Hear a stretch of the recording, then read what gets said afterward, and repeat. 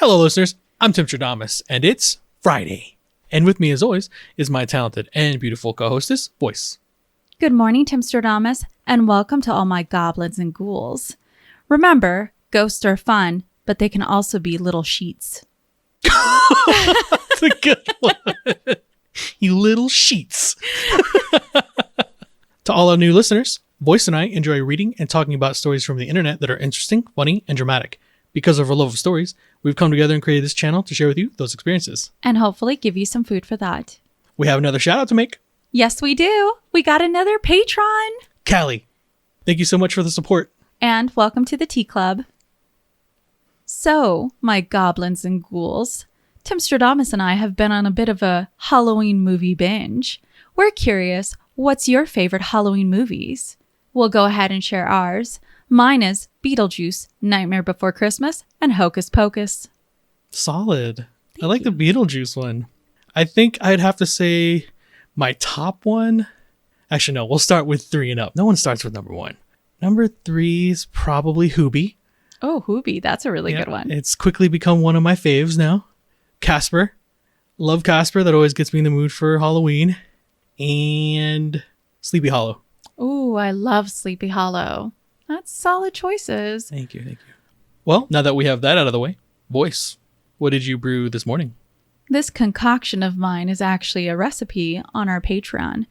It's my peach mango witchy brew recipe. Oh. It has, of course, ginger, apples, mangoes, peaches, hibiscus, rose hips, and orange blossom petals. It's fantastic.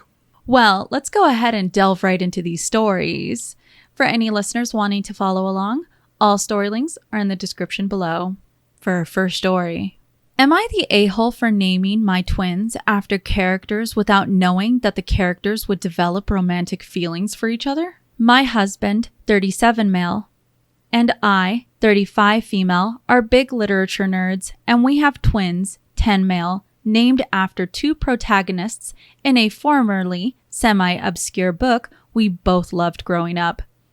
The names are quite uncommon, so you would only recognize them if you were a fan of the book, or at least that's what we thought before the book was adapted into video format. Note that our children were born before the book was adapted. We did not think it would ever get a screen adaptation. Our logic for naming our twins those names is because one of the co-authors said before that originally the characters were supposed to be just one character, but eventually was split into 2. We thought that they had a very touching platonic bond and did not expect that this dynamic would change, but turns out the characters became a popular fan pairing online. I did not see it that way, but the actors and directors kind of leaned in that direction initially, and I assumed it was just fan service because there was nothing definitive.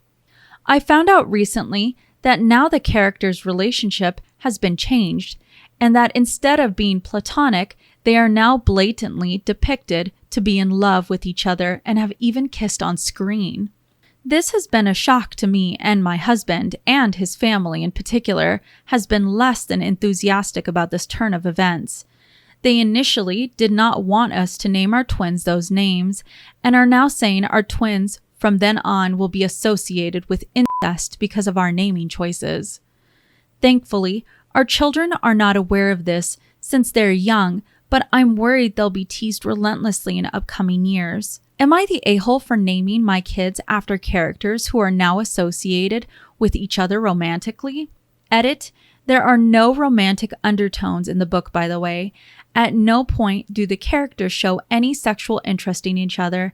They start and end the book as best friends. Oh, no. They said it themselves. They named their twins based off of a book.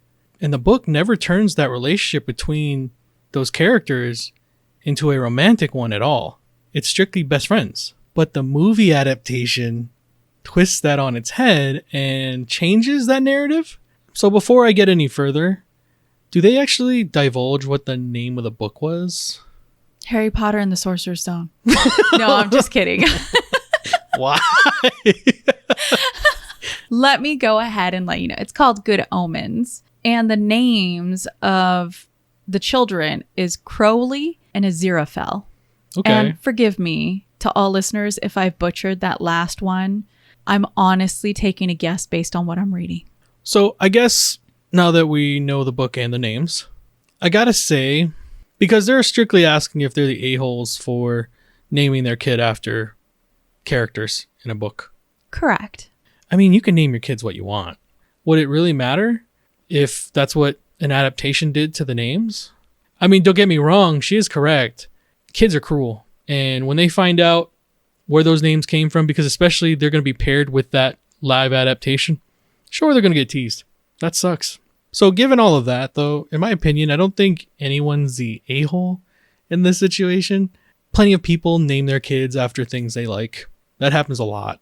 Just make them feel secure in the names and why you pick them before other people can put their opinion on it. Well, the consensus is that our OP is the a-hole. And it goes back to this.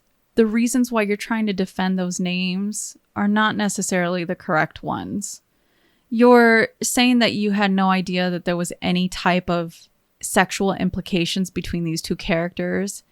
And a lot of individuals who came out knowing that these two characters had implications in the book that they were potentially gay. Whether you wanted to go ahead and be open and ready that the literature actually reflected that is another question. So wait a second.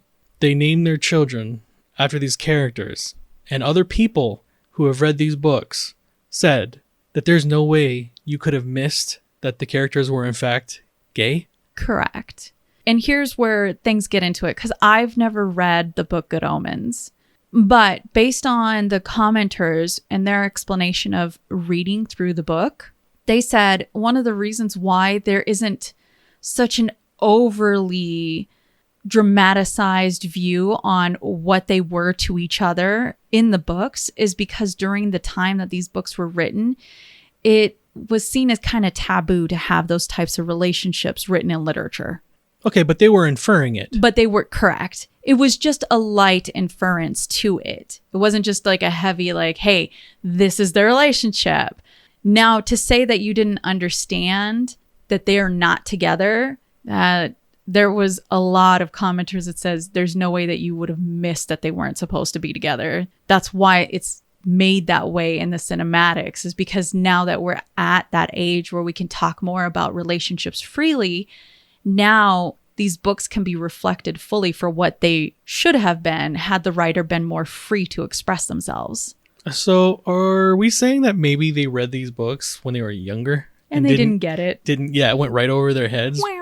But then why would you not go back as an adult? If you're going to use these names that you loved, why would you not then go back as an adult and make sure that you're understanding where these characters are coming from?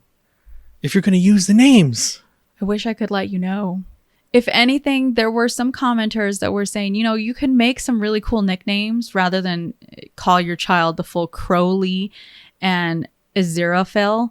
You can actually just do like Zira for a shortened name and maybe like Crow for the other one, so that they have these really interesting nicknames so that they don't get teased in school.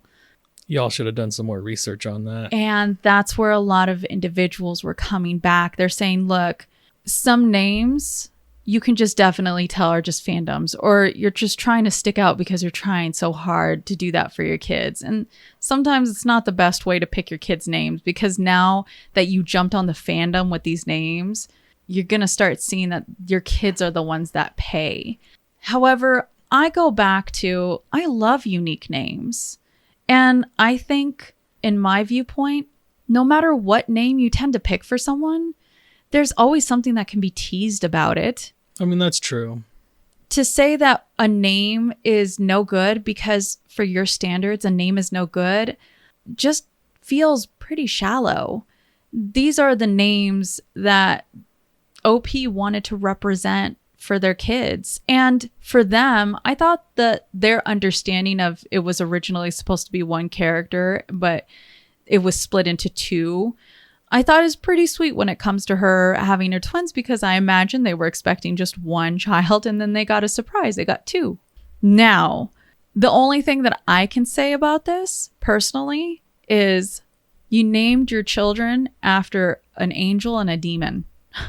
The one that's named after the demon, I feel bad for, because what would that kind of imply about what you think about your kid if their twin is named the angelic version of the name while they're named the demonic version of that name?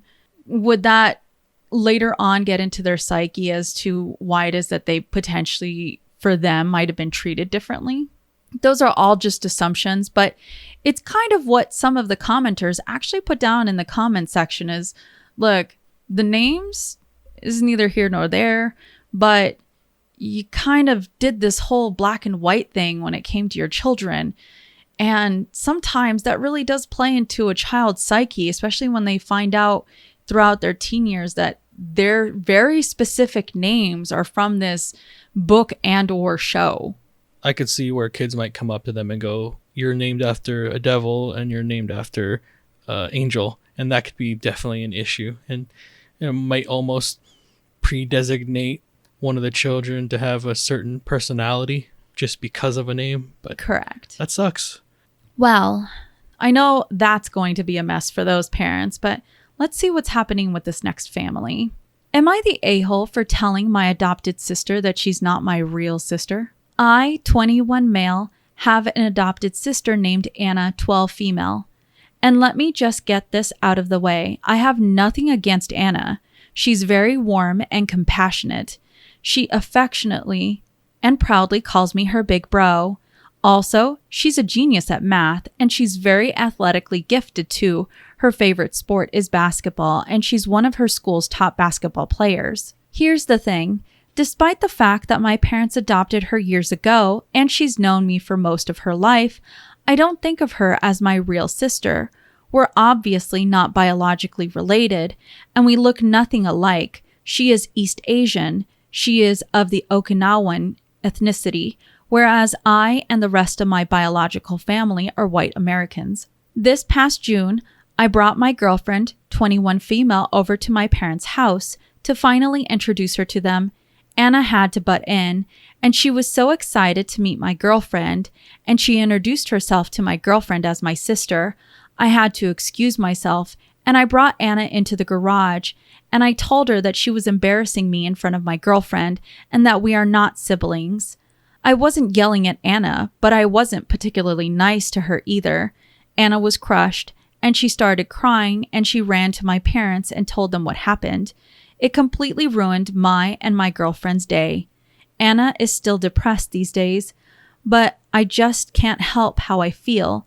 At best, we're more like good friends, but I still don't think of her as my real family.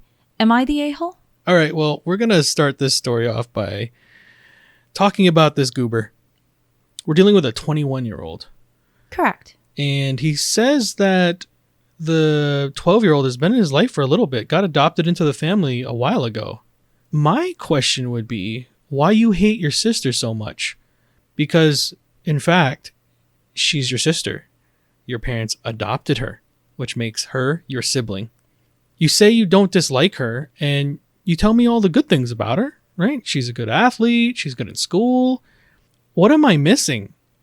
Are we having this weird thing where maybe this OP has been jealous of their sister this entire time, and this is how they're lashing out? Possibly. By saying, you're not my sibling in a garage? You tell us that she's so happy to call you her big brother.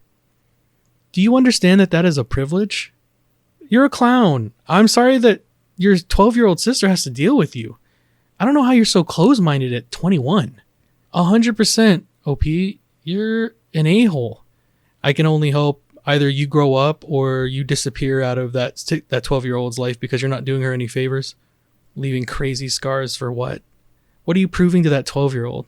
That you see her less than? Garbage. Well, let me go ahead and give you the consensus and then we'll deep dive into this. So our consensus is our OP is definitely the a-hole. Hands down. And I know we've had similar stories to this before. We had one where an OP had shared family pictures and then explained to them why they're not really siblings. And then we had another one where they got married and they stopped seeing their immediate family as being a part of the family. Now, I think this one deviates away from that, at least from one of those, in that this one feels very racist to me. Why would you have to even bring up the fact that your family's white and she's of Asian descent at all, unless you don't think that she's worth it because she's not white? Well, it goes back into him saying that he was embarrassed, or that she is embarrassing him in front of his girlfriend by even saying he's a big brother. Now, I was really happy when I saw commenters say, she didn't ruin that day, you did. I am thoroughly grossed out by this one. And I just have to put it out there, especially since a lot of commenters actually put it out there as well. You don't have to feel like you need to be close to someone, but you do need to be a little more self-aware about what you say and how you say something to someone who's still growing up and young. That middle paragraph where he explains that she was adopted and they're not biologically related, they look nothing alike because she's Asian and they're white, struck me so wrong on a lot of levels. And I think it did to a lot of commenters as well. Because the moment that people picked up on that and started talking about it, he took down his post. You should feel ashamed for that. Hopefully he gets a chance to reassess his values in life. Well, I know we get a little heated when it comes to kids, so let's go ahead and take a walk away from kids and see what's going on with a job offer. Am I the a-hole for wanting my best friend to turn down an important job offer? Me, male 50, and my very platonic best friend, we'll call A, male 50, have known each other for as long as I can remember, and we've always been very close. We worked together at an office building for a long time, but I got fired and joined the rival company. About 4 years ago, we quit our jobs and created our own business. Recently, he got a job offer from our old boss and was super excited about it. He said that he wanted to leave behind our business for the old job, and he asked me to go with him. Both of our old bosses and working conditions are not very good, which is why I quit my previous job. They had asked me back before, and I declined. A does not realize that the boss and job is terrible and claimed that if he went back, he could fix everything. I basically begged him to stay so that we could keep running our business, but he declined. I felt defeated and wished him luck on his new job, but he kept insisting that I go with him to fix our old job. I have enough self-respect to never go back to either of those jobs, so I obviously said no, but I needed to show him what he was leaving behind, so I took some drastic measures. Some words were exchanged and I stormed out, but still waited for him in case he changed his mind. He didn't though, and left for the job yesterday. A's friend told me I was wrong for trying to stop him and declining his offer. Am I the a-hole? Edit. The drastic measures I mentioned? I confessed my feelings to him. What is this story? Edit 2. I forgot to mention that this job involves A moving far away. I'm not sure if that changes anything, but I think it's important to mention me confessing to him is relevant because we've both sort of had secret feelings for a while. Edit 3. Thank you to everyone for the advice. I'd like to mention that I have never watched the show Good Omens that a lot of you are relating to. My name is Fred, and I just came here looking for advice. Ciao. All right, well, let's get into this snafu. OP, you're definitely a giant a-hole. You tried to use your love to keep someone from going on to another situation in their life. You basically used it as a maybe catch-22, and that's never good or healthy. If you leave me, your feelings aren't like that for me. Therefore, you're lying, and my feelings are that for you because I'm looking out for your best interest. It sounds like a mess. Yeah. Well, it sounds like his friend has made up his mind, and he's going through with it. And let's say for sake of argument, you are confessing your love to him in this weird situation. You can still love him and work for different companies. Yeah, I understand you're saying that you two started a business together, but if he's seeing greener pastures somewhere else, he is allowed to go and do that. You can still love him though. That shouldn't change how you feel about somebody, but you shouldn't use it as a handcuff. Well, the consensus on Reddit was our OP was definitely the a-hole. And you're right, it is a manipulation of feelings that he's trying to instill here. That is, if people could get over that this sounds a lot like Good Omens, and they're worried that if this is a real thing, and it's unfortunate you are the a-hole, but you're still the a-hole if this is actually just a Good Omens re-put in as this post. Gotcha. Okay. And that's why he's saying you guys keep bringing this thing up I've never heard of. Oh, yes. They're actually saying that the A for his friend A was Aziraphale and that he was Crowley, but then I guess he had to put out there that his name is Fred. Okay, so are we saying that this thing is completely fake? It could be fake or it could not. Regardless, I can't see this as being an impossibility. But if it is a real post, you should still never go to drastic measures and utilize your feelings for someone or their feelings for you to manipulate them. I can agree with that. Well, let's go ahead and walk away from Good Omens again. And let's go to our last story of the day. Am I the a-hole? Guy I went to school with refused to say he knew me and then got upset when he wanted something from me. My wife and I had a New Year's resolution to do more hands-on volunteer work this year.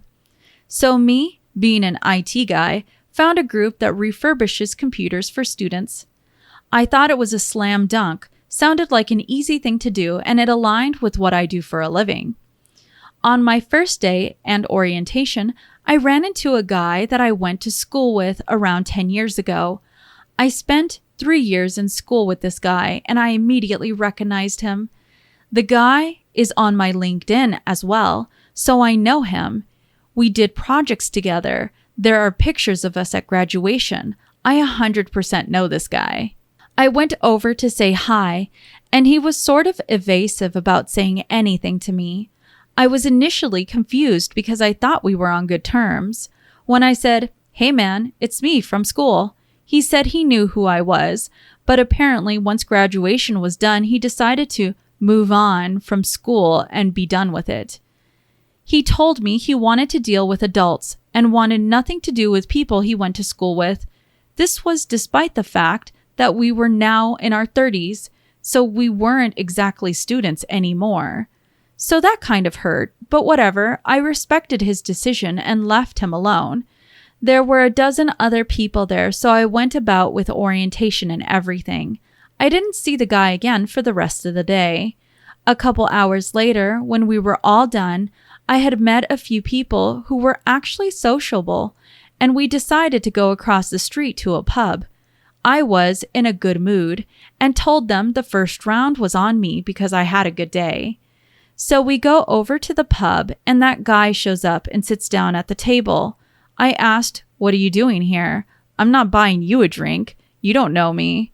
Guy called me an a-hole and a bunch of other colorful language and walked away. I explained to the group I was with the situation and they were like, "What the f?"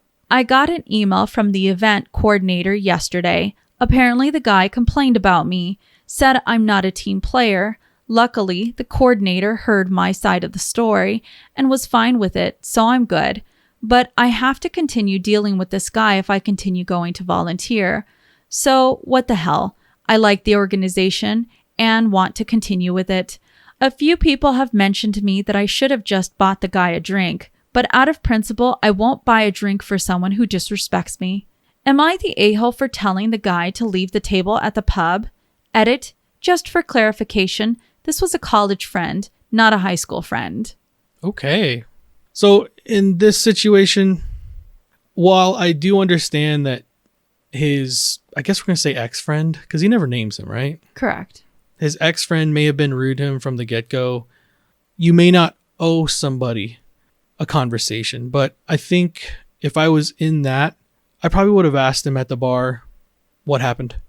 Because while it is easy to treat someone the way they treated you, sometimes opening yourself up to the conversation and at least trying to see what happened. I think maybe that was your ex-friend's way of trying to see past it. And maybe your friend wasn't emotionally mature enough to handle what it sounds like is maybe rejection from a prior friend. Or trauma, I can imagine. But I think maybe, and if that was me in that situation, I would have seen that as an olive branch and at least tried to have a conversation before I completely shut the door on it. In my opinion, you are not the a-hole for having the reaction you did. Someone treats you badly, you do have a right to go ahead and leave that there. That's just what it is. We're allowed to keep the relationships we want. That's very true, and I commend that. Well, the consensus on Reddit is that our OP is not the a-hole. And let me go ahead and read to you an update from our OP. Our OP says, so this whole saga has been resolved. I hadn't been to the volunteer session since the whole incident happened, and I was mostly over it. I contacted a few other classmates, and they basically told me that the guy I had the issue with did the same thing to all of them. The only difference was that I actually ran into the guy in person, so that's what made it super awkward. I emailed the event coordinator earlier today because I was interested in volunteering this weekend and next weekend, and I wanted to make sure that guy wasn't already on the schedule. Turns out he was there last weekend, and he had an absolute meltdown against one of the other volunteers. I don't have any specifics, but apparently it was bad. They told him to leave the premises, and he isn't allowed back. One of my new friends from the bar incident saw it happen, and the guy just lost his mind without any provocation. I'll get more details this weekend. So I guess the issue is resolved. I am still extremely confused, but I am just going to move on. Edit. So I called the organizer this morning to see if I could find out what happened. I was afraid they weren't going to tell me because of confidentiality or something, but they told me I would find out no matter what, so they may as well just tell me. Apparently, last weekend, one of the other volunteers was talking to him, and he told them he wasn't interested in talking, and the volunteer called him rude. So that didn't sit well with him, and a few minutes after, he just started screaming at them. He started yelling, "Am I being f***ing rude?" over and over until he was told to leave and not come back.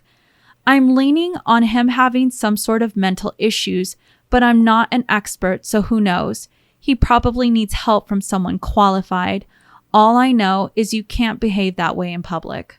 That's very sad to hear. It's not the best update, but it's difficult. In those kind of situations, I can understand it from your point of view, Timstradamus. You're not one to instantly close down when you feel like something is very confusing and sort of off about that person. But not everybody reacts that way. And after so many years being apart, I can definitely understand it from our OP, where you treat others how you would want to be treated. And if our OP's friend didn't want to treat our OP nicely, there was no reason why OP had to treat him nicely either. I think it's that tit for tat or that quid pro quo. It makes people become very callous to situations that there's probably more going on than what it seems. And it sounds like our OP's friend is dealing with a lot. Definitely. So I wish them the best. At least hopefully in this incident, maybe it'll start getting him the help that he apparently needs. We can only hope that that's what it leads to. Well, was that our last story? That was our last story. Interesting one to lead off Friday with. Yes, treat others kindly, regardless of your situation. But anyway, Friday, baby. Friday! Let's hear those Halloween movie lists. Yeah. Well, as our stories come to a close, don't forget, you see in the world what you carry in your heart. If you have enjoyed listening to us read and talk about today's stories, please rate, subscribe, and turn on notifications for new content. We are regularly posting on Monday, Wednesdays, and Fridays. And we have a little surprise for you. On Saturday, we'll be reading some spooky stories. So come in and join us for a little bit of paranormal activity. As always, listeners, we look forward to hearing your opinions in the comments below. We would also like to once again thank our patrons for your support. All of it is greatly appreciated. Thank you guys so much. We love you. And remember, if you post it... No, this is lame.